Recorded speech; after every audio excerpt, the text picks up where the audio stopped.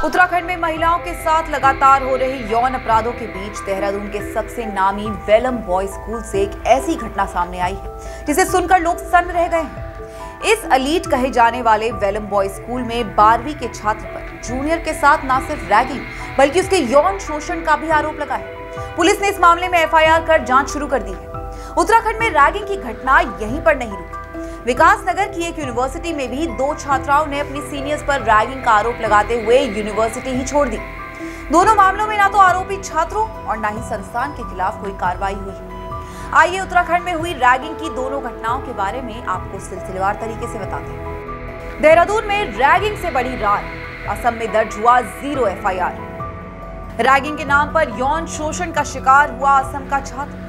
बेटे की पीड़ा सुनकर परेशान हुए परिजन ने असम पुलिस से की शिकायत। देहरादून पुलिस कर रही विवेचना। अक्सर माता पिता अपने बच्चों को पढ़ने के लिए घर से दूर भेजते हैं। ऐसे में घर से सैकड़ों किलोमीटर दूर पढ़ रहे बच्चे की भविष्य के साथ खिलवाड़ हो तो जरा सोचिए उन अभिभावकों पर क्या गुजरेगी। रैगिंग का चौंकाने वाला ये मामला देहरादून के सबसे बड़े स्कूल यानी कि वेलम बॉयज स्कूल से सामने आया है। इस स्कूल के एक छात्र ने रैगिंग और यौन शोषण का आरोप लगाया है। दरअसल ये बच्चा अचानक से गुमसुम और उदास रहने लगा। पिता ने जब उसकी उदासी देखी तो उसका माथा ठनका। इस बच्चे के पिता खुद असम पुलिस में अधिकारी हैं। बहला फुसलाकर जब उन्होंने अपने बेटे से उसकी उदासी का कारण पूछा तो बेटे ने पिता को जो कहानी बताई उसे सुनकर पिता के होश फाख्ता हो गए। बेटे ने बताया कि स्कूल के ही एक सीनियर छात्र ने उसके साथ रैगिंग और यौन शोषण किया। घटना की जानकारी के बाद पिता बेटे को लेकर असम के ही एक थाने पहुंचे और वहां 0 FIR दर्ज करा। असम पुलिस ने 0 FIR दर्ज कर देहरादून के डालनवाला पुलिस को केस ट्रांसफर कर दिया। डालनवाला पुलिस अब इस मामले की तफ्तीश में जुटी हुई है। फिलहाल ना तो आरोपी छात्र और ना ही स्कूल के खिलाफ कोई कार्रवाई हुई है। देखिए, अब उसमें जैसा बता चुके हैं कि एक FIR 0 FIR जो ट्रांसफर होकर आई थी उसमें हमारे द्वारा जो है उसको पंजीकृत कर लिया गया है और उसमें एज पर FIR के जो कंटेंट्स थे तदनुसार जो है उसमें धाराएं लगाई गई हैं और आगे उसमें जो है विधिक कार्रवाई एज पर इन्वेस्टिगेशन उसमें की जाएगी। वेलम बॉयज स्कूल ने इस घटना से सीधे तौर पर इंकार किया है। स्कूल का कहना है कि पीड़ित छात्र या उसके पेरेंट्स ने ऐसी कोई जानकारी स्कूल को नहीं दी। स्कूल का यह भी कहना है कि इस मामले में इंटरनल इंक्वायरी की जा रही है, लेकिन अब तक ऐसे किसी भी घटना की पुष्टि नहीं हुई है। पूरी इन्वेस्टिगेशन की है। ऐसे मामलों को हम बहुत सीरियसली लेते हैं। ऐसे क्या, हम किसी भी मामले को जो कि बच्चों से रिलेटेड है उसको सीरियसली लेते हैं। स्कूल ने इंटरनल इन्वेस्टिगेशन अपनी पूरी की है जिसमें कि सब स्टेक होल्डर्स जो कि बच्चे के क्लासमेट्स हैं, बच्चे के रूममेट्स हैं, फ्रेंड्स हैं, सबसे बात हुई है। हमारी इंटरनल इन्वेस्टिगेशन में जो कि हेड ऑफ पेस्टरल केयर स्टाफ से भी बात हुई है, कोई भी ऐसा मामला सामने नहीं आया है। बच्चे इकट्ठे रहते हैं, 10-10 बच्चे एक रूम में रहते हैं और ऐसा किसी ने भी हमें इस बारे में ऐसा कुछ भी नहीं बताया है। हमारी इंटरनल इन्वेस्टिगेशन में इसमें कोई भी सच्चाई नहीं पाई गई है। पेरेंट को भी हमने यही बताया था। हमने कहा था अगर आपके पास कुछ स्पेसिफिक्स हैं आप प्लीज़ आएँ, हमारे साथ शेयर करें, क्योंकि हमारे लिए हर बच्चा इम्पॉर्टेंट है और ऐसी चीज़ों को हम लाइटली नहीं लेते और ना कभी लिया है। तो ये हमारा इंटरनल इन्वेस्टिगेशन जो है वो हमें ये बता रहा है कि इसमें कोई तथ्य नहीं है। अब चूंकि पुलिस के पास ये मामला है तो पुलिस अपनी इन्वेस्टिगेशन करेगी और हम मोर देन 100% पुलिस का सहयोग करेंगे। पेरेंट्स ने हमें कुछ भी जो उन्होंने कंप्लेंट की थी कोई स्पेसिफिक्स उस कंप्लेंट में नहीं बताए थे। सो मेरे लिए तो सारे बच्चे हैं।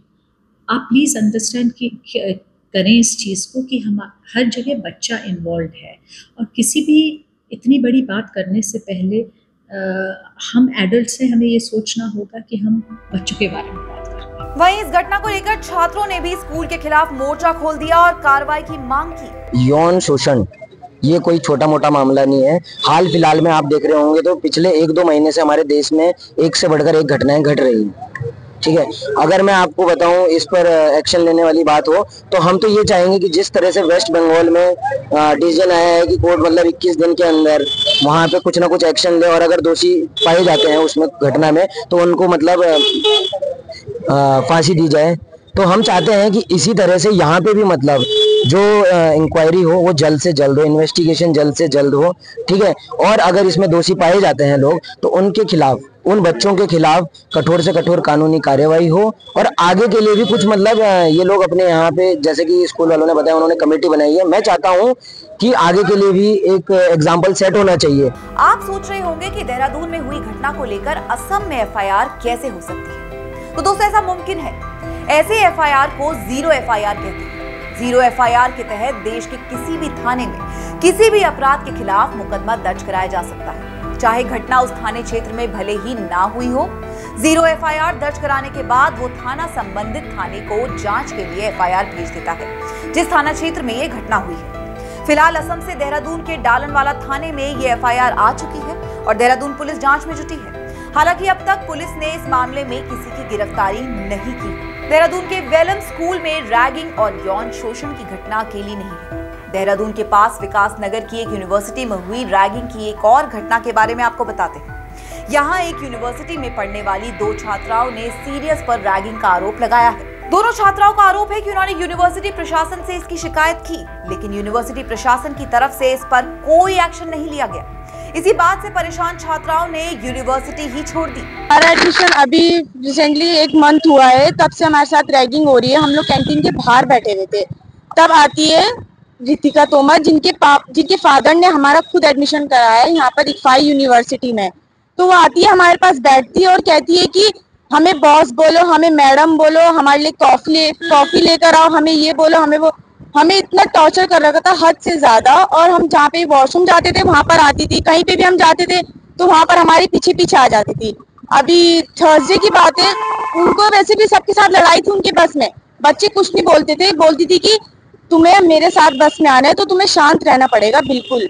फिर अभी थर्सडे के बात है कि उन्होंने हमारे साथ इतनी बदतमीजी करी, इतनी हद से ज्यादा गाली गलौज तक आ गई वो लड़की। और उनकी दोस्त रितिका, उन्होंने हमारी वीडियो बनाकर कह रही है कि ऐसी साइड में डालोगे, अब तुम लोग देखोगे कि अच्छी तरीके से। मैंने इसी साल एडमिशन लिया है और पहले दिन से ही हमें टॉर्चर किया जा रहा है, हमारी रैगिंग ली जा रही है।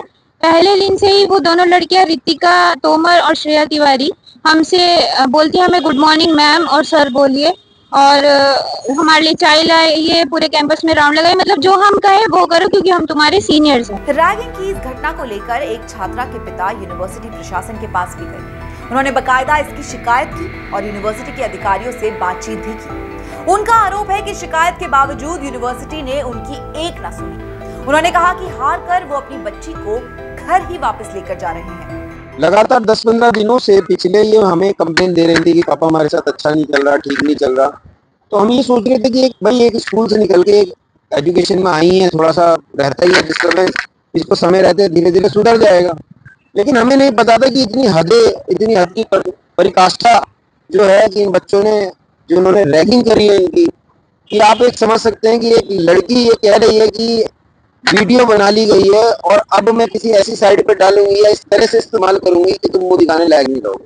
मतलब मुझे बेहद अफसोस है कि कॉलेज प्रशासन, आज बृहस्पतिवार को मैंने डीन साहब को फोन करा था, शुक्रवार को मैं सुबह इन बच्चों को लेके आया था, शुक्रवार को 12 बजे लगभग ये मैटर मैंने सबके सामने था और मैंने लिख के भी दे दिया था, और उसके बाद भी आज तक कोई कार्रवाई ना करना उन बच्चों के खिलाफ, ये कहीं ना कहीं संरक्षण देने की कारण है। इस छात्रा के पिता का कहना है कि बेटी बचाओ बेटी पढ़ाओ का नारा सिर्फ नारा ही साबित हो रहा है। उनका कहना है कि बेटी के बेहतर भविष्य के लिए उन्होंने इस यूनिवर्सिटी में उसका दाखिला कराया था, लेकिन रैगिंग की वजह से उनकी बेटी और उसकी दोस्त हीन भावना का शिकार हो गई। उनका कहना है कि बेटी के साथ हुई रैगिंग की शिकायत एंटी रैगिंग सेल और मुख्यमंत्री पोर्टल पर भी की गई, लेकिन वहां से भी कोई कार्रवाई होती नहीं दिख रही। ये हालात तब हैं जब सुप्रीम कोर्ट ने रैगिंग को लेकर सख्त दिशा निर्देश जारी कर रखे। रैगिंग को लेकर छात्रों के साथ साथ संस्थानों की भी जिम्मेदारी तय की गई है। अब यहाँ पर सवाल ये उठता है कि इन दोनों संस्थानों के खिलाफ भी कार्रवाई क्यों ना की जाए, जिन्होंने रैगिंग की घटना को दबाने की कोशिश की है। श्रेष्ठ उत्तराखंड पर खबरों से जुड़े रहने के लिए चैनल को सब्सक्राइब और लाइक करें, बेल आइकन दबाएं और देखते रहें श्रेष्ठ उत्तराखंड।